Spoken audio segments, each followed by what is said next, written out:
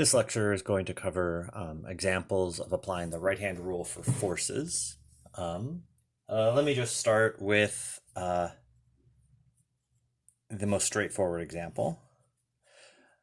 Imagine we have a proton moving to the right, and somehow we create a magnetic field in the region that points toward the bottom of the paper. So everywhere there's a magnetic field pointing that way. The right-hand rule is a prescription for figuring out the direction that the magnetic field will push on the proton. The magnetic field will not push down. It's somewhat confusing, but the rule is summarized right here. That is, we have to take our hand and rotate it in the right direction. So the first step is to get our fingers pointing in the direction of the proton's velocity. So like that.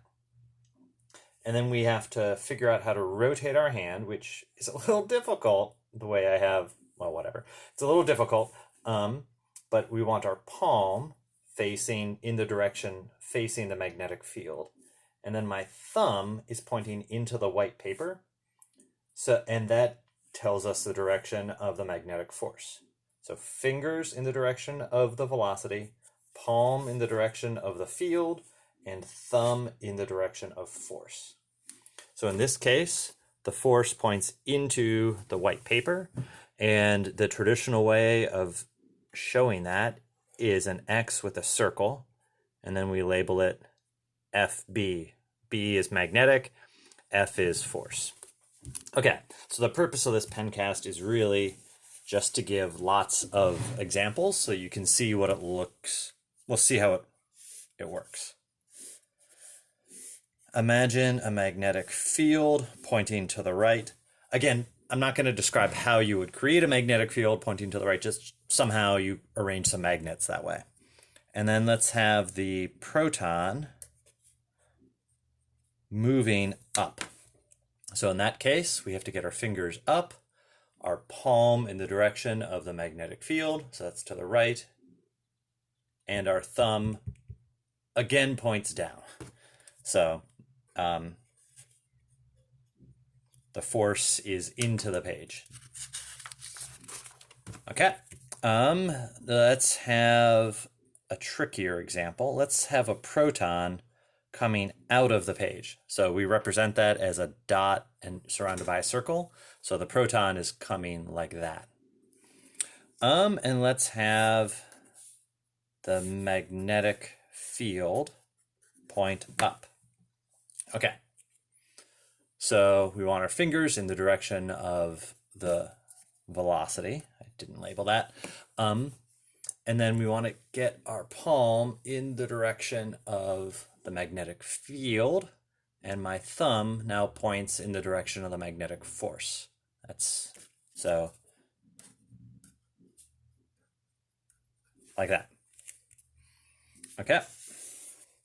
Let's have the magnetic field come out of the page everywhere.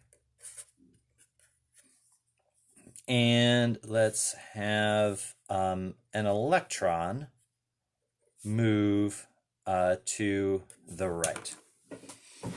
Okay, so again, fingers in the direction of the particle's velocity. And I need to stand up.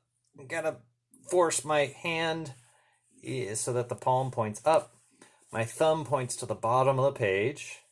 And this involves an extra step because the electron is negatively charged. And so the extra step is, instead of having the force in the direction of my thumb, which was down, we have to flip it to be the opposite.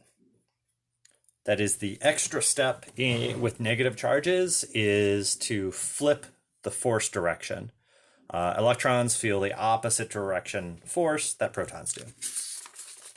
Okay, another example.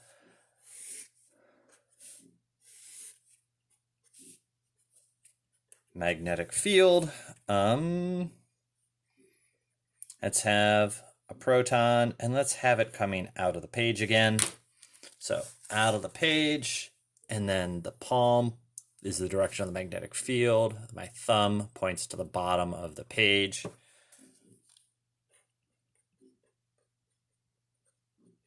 Like that.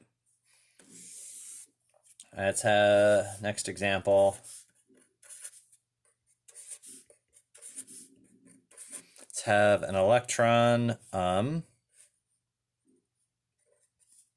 moving up. So like that. Oh, this is gentler on my hand. Palm facing in the direction of the magnetic field. And my thumb points to the left, but this is an electron, so we flip it.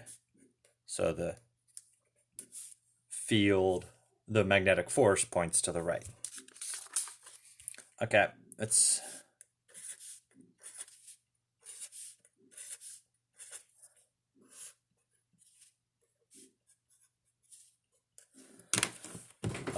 magnetic field points out of the page. Velocity is up and to the right. So we want our fingers like that. And then we have to rotate our hand, which hurts a little bit. My thumb points down and to the right. So, whoop. That means the force looks like that. Okay, I think that's enough examples. Why don't we stop there?